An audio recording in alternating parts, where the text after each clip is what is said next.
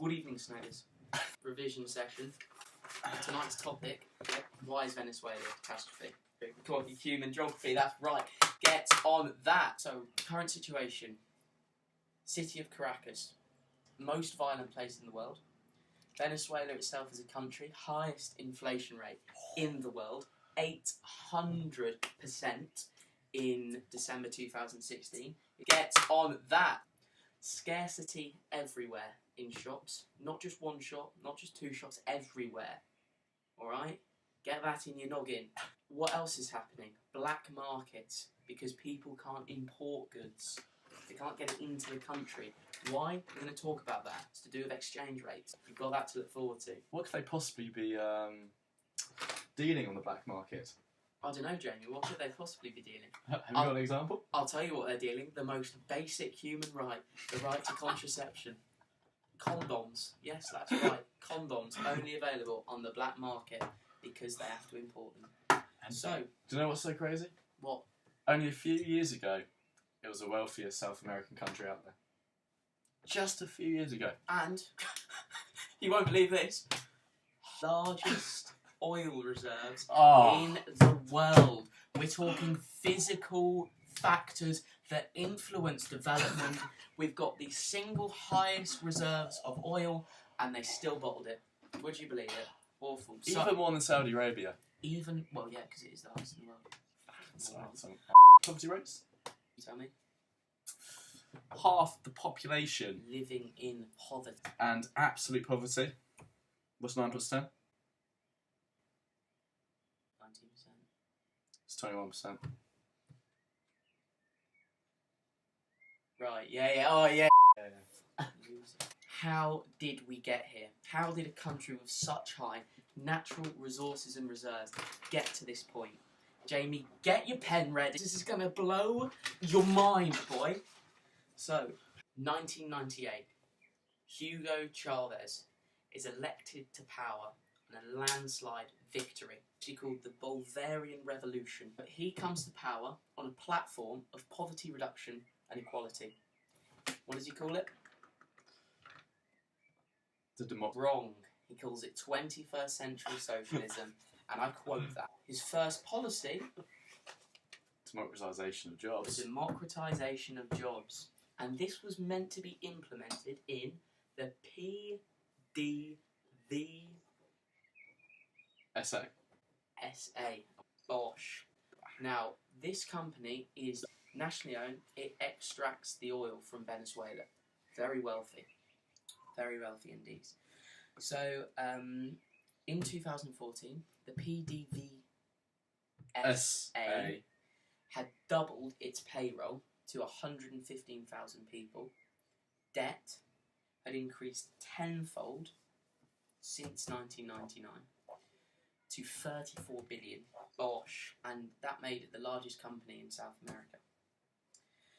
So the PDVSA kept producing the same amount of oil throughout, which meant that the changes in employment in the payroll had nothing to do with corporate interest. It was just solely political. He was essentially employing the unemployed into the business. And the same thing happened in government. He kept on employing people, he kept on spending. And since 1999, the amount the government had spent had increased threefold. So there was more government spending than ever. There was more government programs implemented than ever before. And this was fine. Why? Because there was more workers. Is the wrong answer. Because the price of oil remained stable throughout. The price of oil remained stable. The PDVSA was covering its costs. Everything was good. So despite being rich beforehand, 60% of Venezuelans were on the poverty line before Chavez. After Chavez, it was 30%. Bosh. Not bad, not bad. It's looking good. It's looking good. And at this time, Hugo Chavez was praised throughout the world, even by the likes of centralist French first man, I think it is. Miss Godbold? Well, she did praise that. RGS teacher Miss Godbold did praise that, and probably of a lesser importance, the French president Nicolas Sarkozy also praised him, but minor details when you got Vivian. What else did he do? Nationalisation. He called it appropriating capital from owners. He'd literally go into towns and just take businesses, hair salons, big businesses, and just go in and nationalise it. Hugo wasn't a fan of private business at all. And essentially, once he'd nationalised all of these businesses, it meant that the economy was solely based on oil. And at the time, 95% of the exports of the country were from oil. Bosh. But the PDVSA, the company that extracts the oil, had the largest costs in the world due to the sort of huge unnecessary payroll. You could say there was X inefficiency because the company's owners were not able to drive the costs down. But again, Venezuela keeps making oil, it's fine. So what happened in 2014? Oil prices fell massively. We're talking the rise of shale gas in America, the price wars between Saudi Arabia and OPEC, oil producing exporting countries.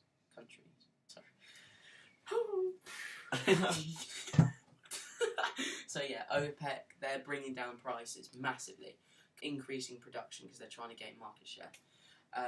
So profit per barrel falls massively, and remember we've got these spiralling costs in the PDVSA. Okay, so by this time this is happening, the country was taken over. So Hugo Chavez had passed away. A man called Nicolas Maduro.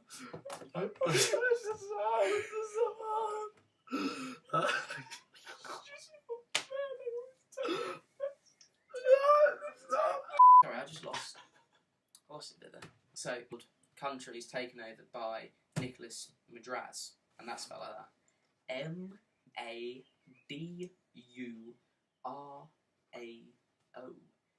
Get that in your head. So we've got a country in crisis, prices falling massively. What else is the other problem? We've got no private business because they've all been nationalised, which means that we can't raise taxes. What can the government do? How can the government pay for its spiralling costs? Well, I'll tell you what you should never do is print money. Basic rule of economics, never print money when you don't have what you're doing. Clue what you're doing. So Nicolas Madras, chicken.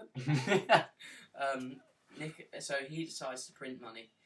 This devalues the currency and inflation skyrockets. And he only went and printed money, did he? Fucking idiot. Honestly, you could have put a monkey in charge. You would have done a better job. So inflation. Oh shit. So yeah. So as we said, inflation skyrockets. 800%.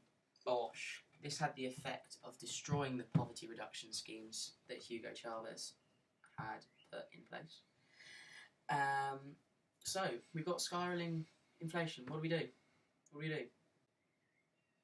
Even worse, you put maximum price controls. You meddle with the free market even more.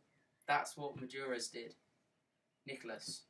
So I should now call him. So Nicolas believes that inflation was due to evil capitalists raising prices. Ridiculous. It was down to himself. What he wanted was maximum prices, so the prices couldn't rise any higher to their natural equilibrium rate.